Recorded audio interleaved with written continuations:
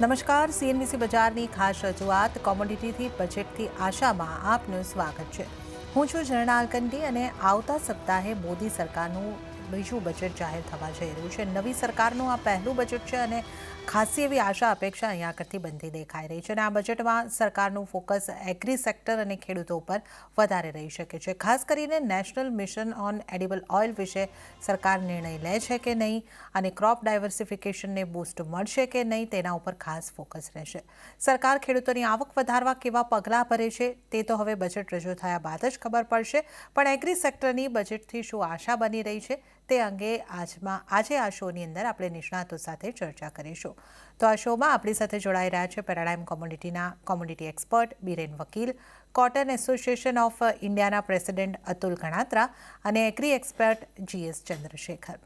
આપ સૌનું સ્વાગત છે સીએનબીસી બજાર પર. અને બીરેનજી, શરૂઆત આપની સાથે કરીએ કે એ બજેટની અપેક્ષા આપણે કોમોડિટીની વાત કરતા હોય તો એક CTTને લઈને વર્ષોથી માંગ છે અને એગ્રીકલ્ચર સેક્ટર પર સરકારનું ફોકસ આ બજેટમાં રહી શકે એવી ઘણી બધી સંભાવનાઓ બનતી દેખાઈ રહી છે. તો આપના મતે કોમોડિટીને લઈને, એગ્રીકલ્ચરને લઈને આ બજેટમાં શું આશા અપેક્ષા આપ રાખી રહ્યા છો? પાછલા 5-6 વર્ષથી એસ્પેશિયલી 2021 પછીના જે કોઈ બજેટ આવ્યા છે એ કોમોડિટી માર્કેટ ઇન જનરલ માટે ઓલમોસ્ટ નોન ઇવેન્ટ જેવા રહ્યા છે અને આ બજેટ પણ કદાચ નોન ઇવેન્ટ જેવું જ રહેશે એવું મને દેખાઈ રહ્યું છે. કોટન કે ઓઇલસીડ્સની આત્મનિર્ભરતા અંગે હમણાં એક ઇવેન્ટ હતી કોટન સીડ સેમિનાર, એમાં ઘણી બધી વાતો થઈ. પણ આ આપણો બહુ લાંબા સમયનો ચિંતાનો વિષય છે અને આપણી નીચી ઉત્પાદકતા એ અંગે કોઈ અસહમતિ નથી, પણ એને આપણે કઈ રીતે વધારવી, કઈ રીતે ખેડૂતોની આવક વધે, ઉત્પાદકતા વધે, એ વિશે આપણે હજી ચર્ચાથી વિશેષ નકર એક્શન લેવલ ઉપર કશું કરી શક્યા નથી. ઓકે, તો આપણે અહીંયા આગળથી ખાસ કરીને વાત કરી કે કઈ રીતની આશા અપેક્ષાઓ અહીંયા આગળથી બનતી દેખાઈ રહી છે. તો કોટનને લઈને પણ અમુક આશાઓ અહીંયા આગળથી બનતી દેખાઈ રહી છે. આપણી સાથે કોટન એસોસિએશનના અતુલ ગણાત્રા પણ જોડાયેલા છે. અતુલજી, આપની પાસેથી એ સમજવા માંગીશું કે કોટન ઇન્ડસ્ટ્રીની કઈ અપેક્ષાઓ છે. આપે પણ રિપ્રેઝન્ટેશન મૂક્યા હશે આ ઇન્ડસ્ટ્રીઝને માટે, તો કઈ આશા અપેક્ષા અહીંયા આગળથી કોટન ઇન્ડસ્ટ્રીની બજેટ પાસેથી છે? જી, ગુડ મોર્નિંગ. જુઓ, અમે સૌથી પહેલી જે માંગણી કરી છે વડાપ્રધાન પાસે, એ કીધું છે કે અમને એક નવી સીડની ટેકનોલોજી આપવામાં આવે જેનાથી અમારું પ્રોડક્શન વધે. આપણે જોવા જઈએ તો આ વર્ષે જે ગવર્મેન્ટનો ક્રોપ છે COCPCનો 325 લાખ ગાંસડીનું છે, એમાં 25 લાખ ગાંસડીનો કપાસ ગયા વર્ષનો કેરી ફોરવર્ડ થયો હતો. એટલે આપણે જોવા જઈએ તો આ વર્ષે તો ફક્ત 300 લાખ ગાંસડીનો જ ક્રોપ થયો છે, જે 127 લાખ હેક્ટરમાં સોઈંગ થયું હતું. એટલે લગભગ આપણને 2.36 બેલ્સ પર હેક્ટર આપણું ઉતારો આવી રહ્યો છે, જે 400 કિલો લિન્ટ મળી રહ્યું છે. એ વર્લ્ડમાં સૌથી ઓછામાં ઓછું છે. હવે જો આપણે ખેડૂતોને નવી સીડ નહીં આપીએ તો ભાવ જે હમણાં 3 વર્ષથી ખેડૂતોને જે ભાવ મળી રહ્યા છે, આજથી 2 વર્ષ પહેલા ખેડૂતોને 3,000 રૂપિયા ક્વિન્ટલનો ભાવ મળ્યો હતો, એ આ વર્ષે 15,000 રૂપિયા ક્વિન્ટલનો ભાવ મળ્યો હતો, જે હમણાં છેલ્લા 2-3 વર્ષથી 6,000 થી કરીને 8,000 રૂપિયાની વચમાં મળે છે. એટલે અને ખેડૂતોનો ખર્ચો બહુ વધી ગયો છે, લેબર ચાર્જીસ બહુ વધી ગયા છે, જે કપાસનો ઉતારો આવવો જોઈએ એ ઘટી ગયો છે. એટલે જો ખેડૂતોનો ઉતારો વધારવા માટે જો નવી સીડ ટેકનોલોજી નહીં લઈએ તો હમણાં અમારે એક સ્ટેક હોલ્ડરની મીટિંગ થઈ હતી, એમાં એક બહુ મોટા ખેડૂત આવ્યા હતા જે સારું વાવેતર કરે છે. એણે કીધું કે જો અમને નવી ટેકનોલોજી નહીં મળે અને અમારા ઉતારા નહીં વધે તો દેશમાં, ઇન્ડિયામાં એમ કીધું કે આવતા 3 વર્ષમાં 40%નો કપાસમાં સોઈંગ ઓછું થઈ જશે. એટલે આ બહુ ગંભીર બાબત છે અને આપણે એમાં સૌથી પહેલી અમારી માંગણી બજેટમાં એ કરી છે કે નવી સીડ ટેકનોલોજી માટે ફંડ ફાળવવામાં આવે. જી, જર્નાજી. ઓકે, તો કોટન ઇન્ડસ્ટ્રીની એક માંગ અહીંયા આગળથી ખાસ બનતી દેખાઈ રહી છે કે નવી સીડ ટેકનોલોજીને માટે ખાસ એક ફંડ ફાળવવામાં આવે। આપણી સાથે चंद्रशेखर जी પણ જોડાયેલા છે। चंद्रशेखर जी, आपकी क्या क्या बजट से उम्मीदें बन रही है? अगर हम पूरे एग्रीकल्चरल सेक्टर की यहाँ पे बात करें, कहाँ पे फोकस हो सकता है इस बजट में? बिल्कुल, ऐसा है, हमारा कृषि क्षेत्र के सामने काफ़ी चुनौतियाँ हैं, हम सब जानते हैं, मगर उसमें 3 अहम चुनौतियाँ हैं। एक है लैंड कंस्ट्रेंट्स, हमारा पास ज़मीन नहीं है ज़्यादा। दूसरा है वाटर शॉर्टेज, पानी की कमी है, वो भी हम जानते हैं। तीसरा है मौसम, क्लाइमेट चेंज। तो ये 3 बड़े जो समस्याएँ हैं, हमारे चुनौतियाँ हैं, बजट में मैं मानता हूँ उसके लिए ऐसे नीतियाँ लाया जाएँगे, पॉलिसीज़ लाया जाना चाहिए, और इसके लिए बजटरी एलोकेशन देना चाहिए, जिसके वजह से हमारा उत्पादन बढ़ेगा, उत्पादकता बढ़ेगा और उसका सस्टेनेबिलिटी, खास sustainability, we have to produce in a sustainable way. तो सस्टेनेबिलिटी का जो मैं संस्कृत शब्द बोलना चाहता हूँ, शाश्वत। तो हमारा एग्रीकल्चर शाश्वत होना चाहिए। देयरफॉर मैं इस बजट में इस नीतियों का इंतजार कर रहा हूँ, जिसके वजह से हमारा उत्पादन, उत्पादकता और शाश्वतकता बढ़ेगा कृषि क्षेत्र का। नंबर 1। अगर ये कैसे हो सकता है? ये हो सकता है जब हमारा बजटरी आउटले फॉर एग्रीकल्चर को उसमें वृद्धि आना चाहिए। हमें चाहिए आज क्लाइमेट स्मार्ट क्रॉप्स, हमें चाहिए टेक्नोलॉजी ड्रिवन एग्रीकल्चर, मगर ये नहीं है हमारा देश में। तो बजट में जो हमारा बजट एक पॉलिसी डायरेक्शन देता है देश को, उसमें मेरा इंतजार है, मेरा अपेक्षा है कि budgetary outlay for research and development ज़्यादा होगा, और टेक्नोलॉजी इन्फ्यूजन को बढ़ावा देने का प्रस्ताव होगा। और एक पॉइंट मैं बताना चाहता हूँ, खास करके रिसर्च एंड डेवलपमेंट हमारे लिए बहुत अहम है, बहुत खास है। हम कई वर्षों से R&D में काफ़ी खर्चा भी कर रहे हैं, मगर मेरा दिक्कत ये है, हम जो खर्चा करते हैं, हर साल बजट में एलोकेशन होता है, उसका सामने आउटकम क्या है? We have budgetary outlay, but हमें आउटकम रिपोर्ट भी चाहिए। वो पैसा कहाँ खर्चा होता है, उसका क्या फ़ायदा हुआ है, उसका रिज़ल्ट क्या है, आउटकम क्या है? मैं सरकार से इंतज़ार करूँगा। We need an outcome report. Budgetary outlay report तो चाहिए, उसका सामने आउटकम रिपोर्ट भी चाहिए, क्योंकि we need to fix responsibility. ज़िम्मेदारी चाहिए सरकार के ऊपर, ट्रेड का ऊपर और उद्योग का ऊपर। और ये ज़िम्मेदारी हम माफ़ करिए, मैं भी बोलना चाहता हूँ, हम इस ज़िम्मेदारी से हम भाग रहे हैं। People have to become accountable, people have to become responsible. तो इसका मेरा अपेक्षा है पहला। ઓકે, તો અહીંયા આગળથી આપણે ખાસ જે વાત કરી રહ્યા છે કે કૃષિ ક્ષેત્રે ઉત્પાદકતા વધારવામાં આવે, એને માટે ટેકનોલોજીનો ઉપયોગ થાય, રિસર્ચ માટે ભંડોળ પૂરું પાડવામાં આવે અને આ ભંડોળનો ક્યાં ઉપયોગ થઈ રહ્યો છે એનો પણ એક રિપોર્ટ આપણી સામે આવે, સમગ્ર જનતાની સામે આવે, પાર્લામેન્ટમાં આવે, એવી એક ખાસી માંગ અહીંયા આગળથી ઉઠવા પામી રહી છે। બિરેનજી, આપણે જો આગળ જે રીતે વાત કરી આપે કે આમ કોમોડિટીઝના ક્ષેત્રે જોઈએ તો આપણને નોન ઇવેન્ટ જેવા પાછલા બજેટ રહેતા લાગ્યા છે, પણ જે ઉત્પાદકતા વધારવાની વાત છે, આપણે સૌએ અહીંયા આગળથી કહ્યું કે ટેકનોલોજીને લાવવાની જરૂર છે, પછી એક કોટનની વાત હોય કે ઓવરઓલ ખેડૂતોની કૃષિની ઉત્પાદકતા વધારવા માટે બીજની વાત હોય, દરેક જગ્યાએ અહીંયા આગળથી લાગી રહ્યું છે। રિસર્ચને માટે ફંડ આપવામાં આવે કે બીજા કોઈ ખેડૂતોને ખેતી માટે પ્રોત્સાહન મળે, ઉત્પાદકતા વધારી શકે, એવા કોઈ આપ પગલાઓ આ બજેટમાં લેવાતા દેખાય, કોઈ જાહેરાતો થતી દેખાય એવી આપને અપેક્ષા છે?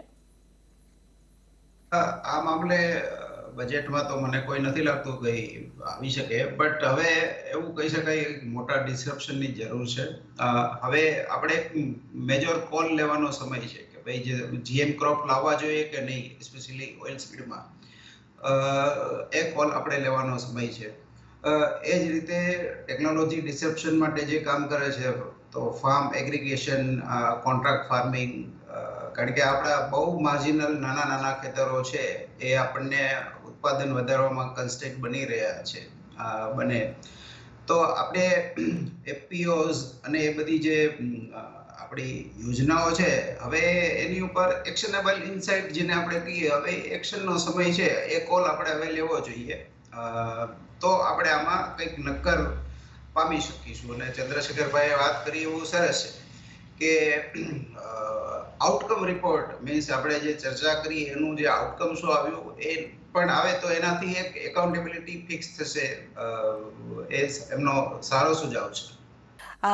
જે રિપ્રેઝન્ટેશન એક થયું હતું એમાં પણ ફાર્મર્સોની ચિંતા છે કે નવી ટેકનોલોજી અને એ નહીં અપનાવવામાં આવે તો આગળ ઉત્પાદન ઘટતું દેખાઈ શકે છે. પણ અત્યારે પણ આપણે કંઈક આવી સ્થિતિ જોઈ શકીએ છીએ.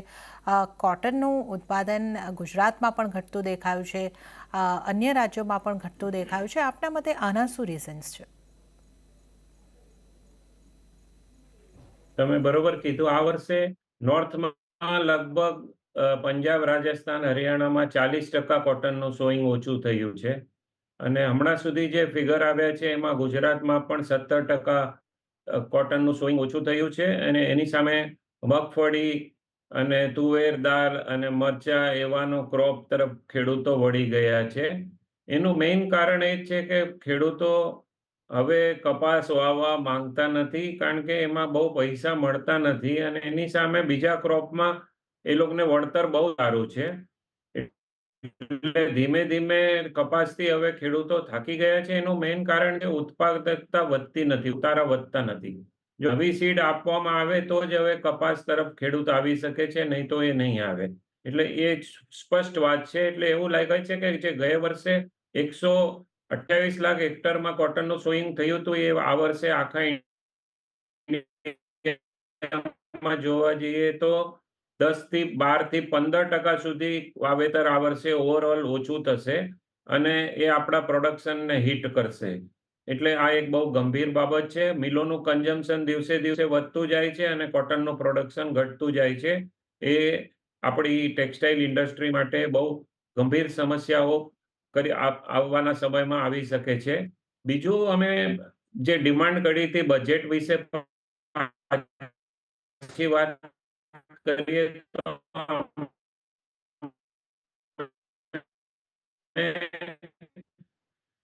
નાણામંત્રીને કીધું કે જે અમારા જે સાયન્ટિસ્ટ છે એ આપે તો આપણું પ્રોડક્શન વધી શકે એમ છે. તો એ પણ અમે માંગણી કરી છે. બીજું,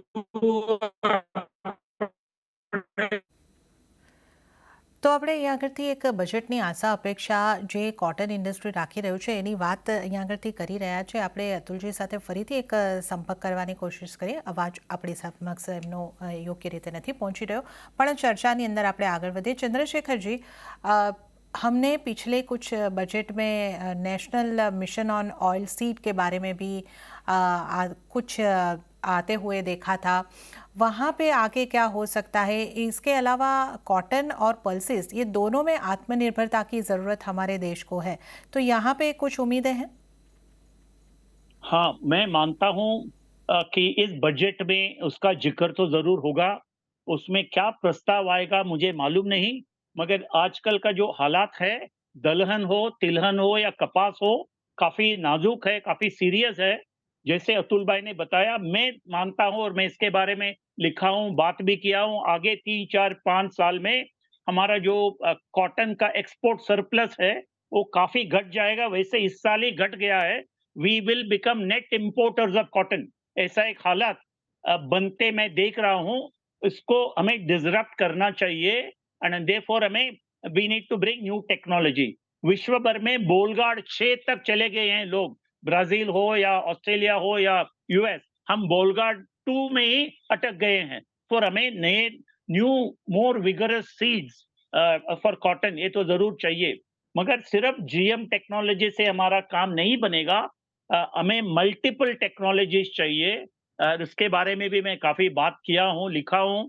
information technology, biotechnology, satellite technology, nuclear agriculture technology, nano technology, drones, ये सबका साथ, ये सब टेक्नोलॉजी को हमें साथ में लाना चाहिए. और डिजिटाइजेशन, तो इसके बारे में मैं मानता हूं सरकार गंभीर रूप से विचार करके इस बजट में कोई प्रस्ताव आएगा तो आई फील वेरी हैप्पी, क्योंकि हमें पूरा एक परिवर्तन लाना है। और पहले जैसे मैंने बताया, land constraint, water shortage, climate change, 3 इतने बड़े चुनौतियां हैं, उसको हमें डिसरप्ट करना है। तो मल्टीपल टेक्नोलॉजीज हमें हमें चाहिए। दूसरा आपका सवाल था national mission on oil seeds. मैं लगभग 30-40 साल से इस क्षेत्र को ट्रैक करते आ रहा हूँ, बात करते आ रहा हूँ। मगर इसमें क्या है, पॉलिटिकल विल चाहिए। और मैं मानता हूँ, एंड मैं ये भी आज बात भी किया हूँ, मैं दिल्ली में हूँ एक बड़ा वेजिटेबल ऑयल कॉन्फ्रेंस में, विजन 2030।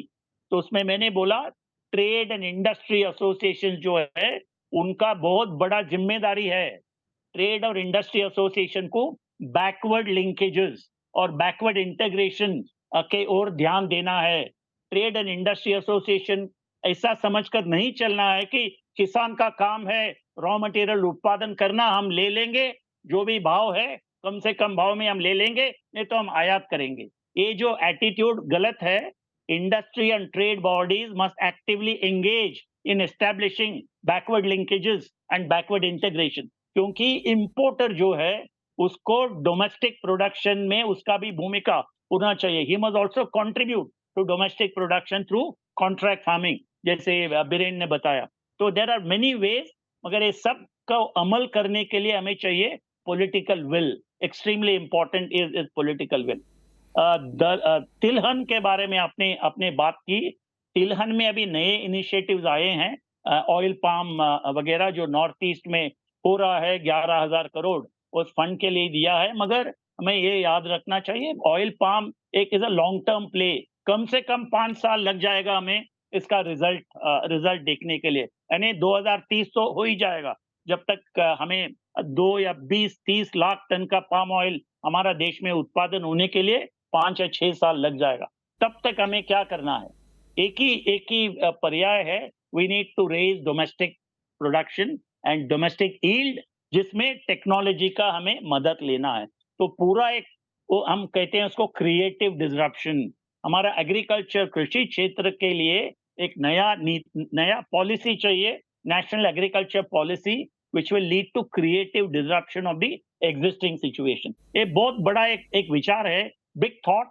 बजट में क्या आएगा मुझे मालूम नहीं, मगर जरूर एडिबल ऑयल, पल्सेस और कॉटन के बारे में कुछ ना कुछ पॉलिसी स्टेटमेंट आएगा, ऐसा मेरा अनुमान है।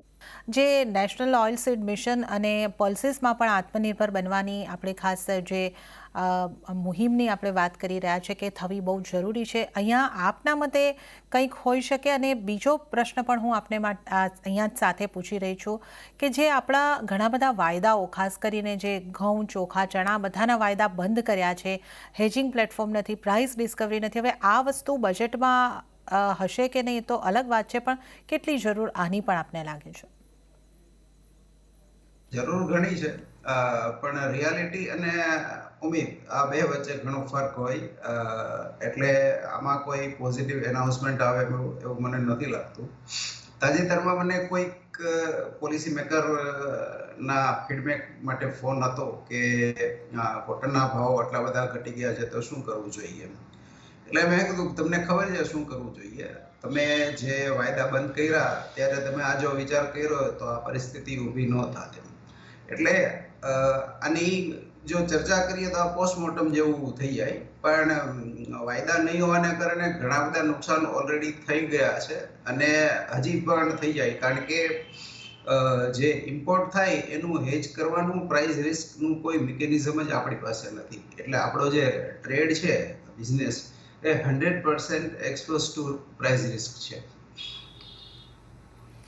ઓકે, તો એક હેજિંગ પ્લેટફોર્મની તો અહીંયા આગળથી ખાસી જરૂર છે। તો આ તમામ આશા અપેક્ષાઓ આપણે જે એગ્રીકલ્ચર સેક્ટર અને એગ્રીકલ્ચર કોમ્યુનિટીઝની છે એની આપણે વાત કરી છે। અને આ ખાસ ચર્ચામાં બીરેનજી આપ, અતુલજી આપ અને ચંદ્રશેખરજી આપ અમારી સાથે જોડે, આપ સૌનો ખૂબ ખૂબ ધન્યવાદ। અને આ સાથે જ આ ખાસ રજૂઆતમાં હાલ પૂરતું આટલું જ। હાલ મને પણ આપશો રજા, પણ વધુ અપડેટ્સ અને સમાચારો માટે આપ જોતા રહો CNBC ગુજરાત।